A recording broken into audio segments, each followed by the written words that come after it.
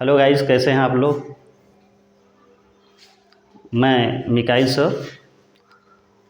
आज हम लोग इंटर की ग्रामर पढ़ने वाले हैं और शुरुआत से टॉपिक वाइज आपको ग्रामर मिलेगी। और आज फर्स्ट हमारा क्लास है, तो अभी हम लोग नरेशन से स्टार्ट करेंगे। ठीक है, तो नरेशन जो हमारा वर्ड है ये नरेट से बना हुआ है। नरेट मीन्स होता है टू से और टू स्टेट, मतलब कहना या वर्णन करना। नरेशन, इसी नरेट से हमारा बना है वर्ड नरेशन। नरेशन के जो साइनोनिम्स हैं वो असर्शन कह सकते हैं, आप स्टेटमेंट कह सकते हैं, डिक्लेरेशन कहते हैं, सेम है। नरेशन हमारा दो भागों में है, एक डायरेक्ट स्पीच है और एक इनडायरेक्ट स्पीच है। डायरेक्ट स्पीच में क्या है, जो स्पीकर के द्वारा कहे गए शब्दों को ज्यों का त्यों कह देना डायरेक्ट स्पीच कहलाता है। और इनडायरेक्ट स्पीच में क्या होता है कि जो स्पीकर कहता है उसके सब्सटेंस को कहना, उसके मतलब को बताना, उसके जिस्ट को बताना, वो इनडायरेक्ट स्पीच कहलाता है। जैसे हमारा ये शब्द है, ये एक स्टेटमेंट दिया हुआ है, ही सेड टू मी, तो ये पूरा का पूरा पार्ट जो है इसको हम बोलते हैं इंट्रोड्यूसिंग स्पीच। इसको इंट्रोड्यूसिंग स्पीच बोलते हैं,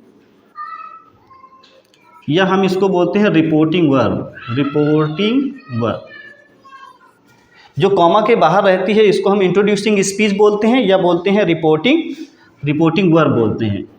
और जो कॉमा के अंदर रहता है इस पार्ट को, इसको बोलते हैं रिपोर्टेड पार्ट। रिपोर्टेड पार्ट इसको बोलते हैं, क्या बोलते हैं, रिपोर्टेड पार्ट बोलते हैं, या रिपोर्टेड स्पीच। रिपोर्टेड स्पीच, ठीक है, इसको रिपोर्टेड पार्ट। अब रिपोर्टिंग वर्ब क्या होती है, रिपोर्टिंग वर्ब क्या होती है कि reporting verb is a verb which introduces reported part. Reporting verb क्या होती है, आई एम रिपीटिंग, कि reporting verb is a verb which introduces reported part. और रिपोर्टेड पार्ट क्या होता है कि the exact words of the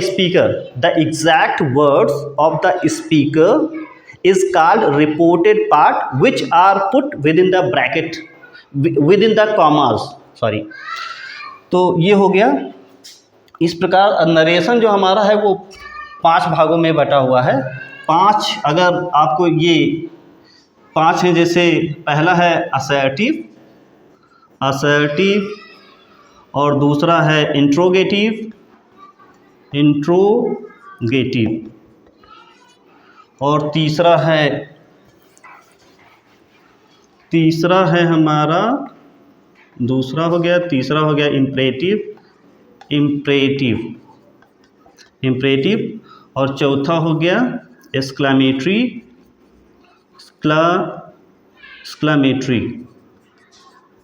और 5वां हो गया ऑप्टेटिव।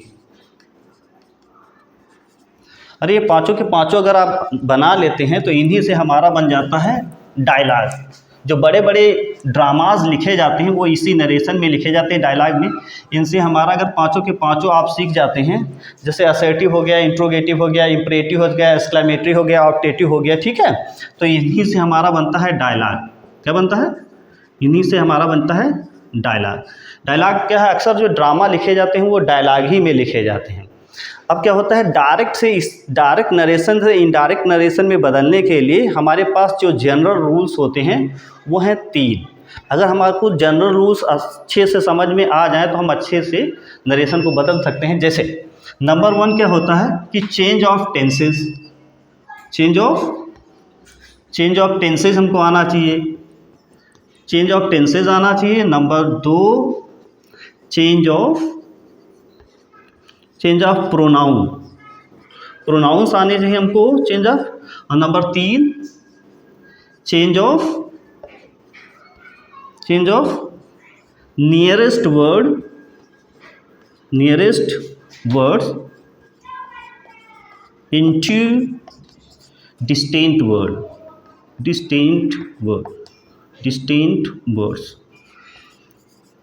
ओके, नरेशन को डायरेक्ट स्पीच से इनडायरेक्ट स्पीच में बदलने के 3 हमारे जनरल रूल्स हैं। देयर आर 3 जनरल रूल्स कि चेंज ऑफ टेंसेज आपको आना चाहिए, चेंज ऑफ प्रोनाउन आना चाहिए, और चेंज ऑफ नियरेस्ट वर्ड को डिस्टिंक्ट वर्ड में बदलना है, ठीक है।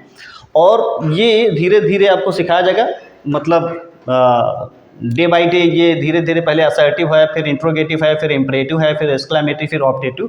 डे बाई डे हर एक वीडियो में एक नया रहेगा, आप सीखने को मिलेगा।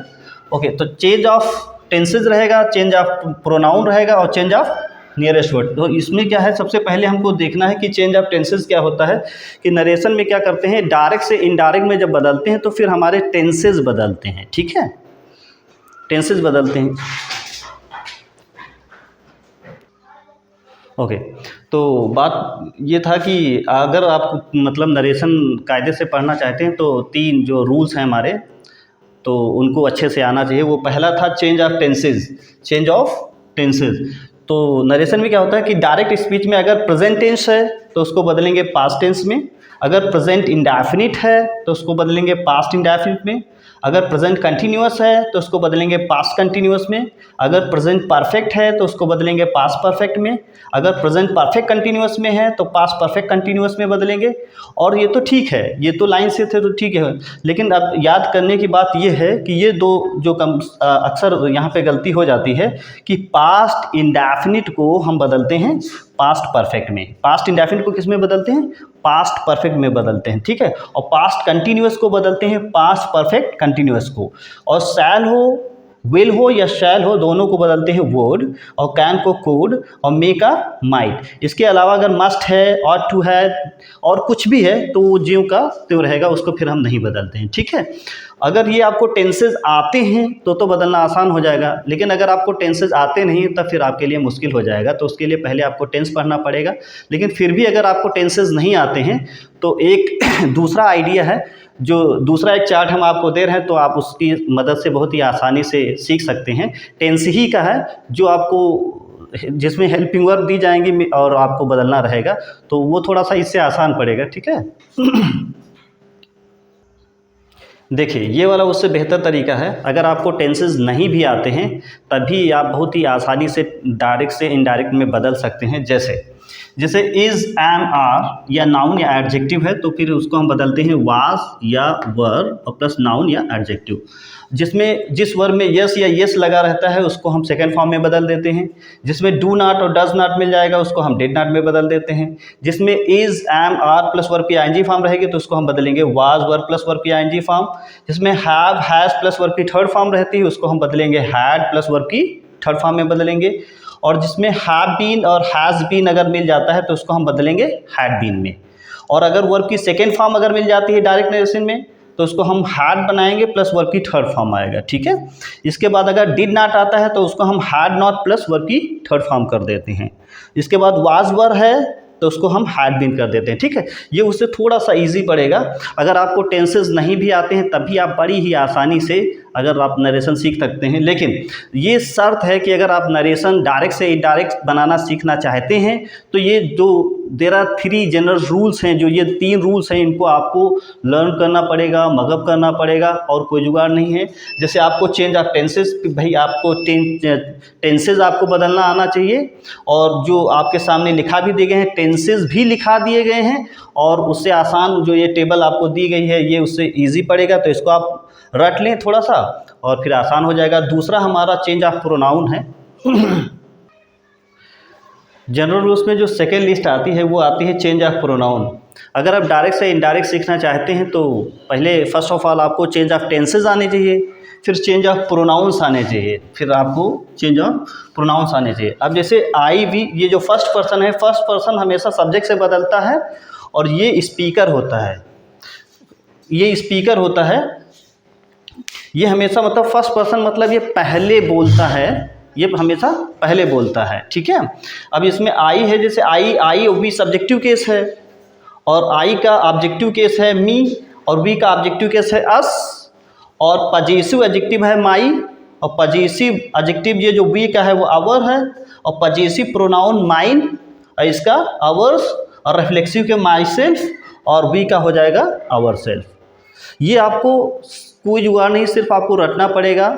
ये अगर आपको आता है अच्छे से, ये टेबल अगर एक दो बार अगर आप देख लेते हैं सुबह शाम तो ये आसानी से याद हो जाती है, इसमें कोई बहुत बड़ी कंत्रीगिरी नहीं है, आप बहुत ही आसानी से याद कर सकते हैं। सेकेंड सेकेंड पर्सन हमारा मतलब यू है, सेकेंड पर्सन का मतलब लिसनर, फर्स्ट पर्सन का मतलब स्पीकर जो पहले बोलता है, और सेकेंड पर्सन का मतलब लिसनर जो सुनने का काम करता है, ठीक है। लिसनर में सिर्फ यू आता है, यू का ऑब्जेक्टिव केस यू, और यू का पजेसिव एडजेक्टिव होता है योर, और यू का पजेसिव प्रोनाउन होता है योर्स, और यू का रिफ्लेक्सिव केस होता है योरसेल्फ होता है जब सिंगुलर नंबर में इस्तेमाल होता है, और योरसेल्व्स होता है जब प्लूरल नंबर में इस्तेमाल होता है, ठीक है।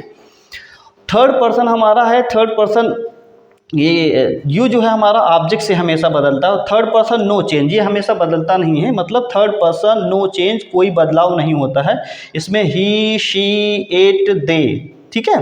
थर्ड पर्सन मतलब ये क्या होता है कि फर्स्ट पर्सन स्पीकर होता है, सेकेंड पर्सन लिसनर होता है, और थर्ड पर्सन अबाउट हुम समथिंग इज सेड, जिसके बारे में कुछ कहा जाए। भाई फर्स्ट पर्सन बोलेगा, सेकेंड पर्सन सुनेगा, तो दोनों लोग किसी न किसी भी चीज़ के बारे में बात करेंगे ना, तो जिस चीज़ के बारे में बात करेंगे that is called third person.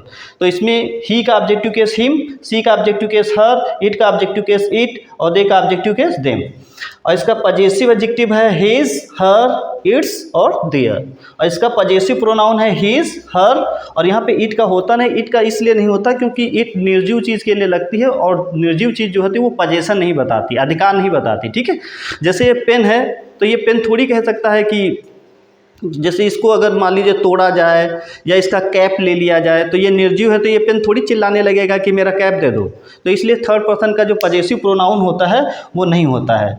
और ये दे का होता है दियर्स, और ही का रिफ्लेक्सिव केस हिमसेल्फ, और हर का हरसेल्फ, इट का इटसेल्फ, और दे का हिमसेल्फ। ये असल में क्या करते हैं, चेंज ऑफ प्रोनाउन है। ये टेबल आपको बहुत ही अच्छी तरीके से आनी चाहिए। अगर चेंज ऑफ टेंसेस नहीं आते हैं, आपको ये टेबल्स नहीं आती है, तो फिर नरेशन आपको कोई नहीं सिखा सकता, कोई भी बंदा नहीं सिखा सकता, चाहे जितना एक्सपर्ट हो, चाहे जितना तेज तर्रार हो, आप चाहे जितना तेज तर्रार हो, चाहे जितना पढ़ने में तेज हो, अगर ये आपको टेबल्स नहीं आती हैं तो फिर आपको नरेशन कोई नहीं सिखा सकता। ये टेबल याद करना इसलिए ज़रूरी हो जाता है क्योंकि जैसे ये फर्स्ट पर्सन जो आई वी हैं, ये स्पीकर होते हैं, मतलब पहले बोलने का काम करते हैं, और सेकंड पर्सन यू है, और थर्ड पर्सन ही सीधे। तो इसको हम आपको एक एग्जांपल के ज़रिए से समझाते हैं बेटर तरीके से। जैसे दिया है ही, ये ऊपर दिख रहा है, अच्छा इसमें हम आपको समझाते हैं, नीचे नीचे दिख रहा है, ओके ठीक है। तो ये हो गया, जैसे ही सेड टू मी। अब यह रीजन क्या होता है कि पर्सन बदलना इसलिए जरूरी है, जैसे कामा, इन्वर्टेड कामा, अगर आई का है, आई जानते हैं कि आई ये हो गया सब्जेक्ट, और ये हो गया रिपोर्टिंग वर्ब, और ये हो गया ऑब्जेक्ट। तो आई हमेशा सब्जेक्ट से बदलता है, तो आई सब्जेक्टिव केस है, और ये यहाँ से बदला, और ये भी सब्जेक्टिव केस है, तो यहाँ पे बदल के आएगा ही, ठीक है। अगर मान लो सपोज करो कि यहाँ पर ये ना हो, यहाँ पे मी हो, लेकिन मी भी तो ये फर्स्ट पर्सन का ऑब्जेक्टिव केस है, तो ये यहाँ से ही से बदलेगा, तो ये ऑब्जेक्टिव केस है, तो ही का यहाँ पे ऑब्जेक्टिव केस ही आएगा, तो यहाँ पे लिखना पड़ेगा हिम। मान लो यहाँ पे हो माई, अब माई तो हमारा पजेसिव एडजेक्टिव है, माई पजेसिव एडजेक्टिव है, तो माई जब पजेसिव एडजेक्टिव है, जब ये ही से बदलेगा, तो यहाँ पर भी आपको पजेसिव केस मतलब ही का पजेसिव केस आपको लिखना पड़ेगा, यहाँ पे करना पड़ेगा हिज, ठीक है।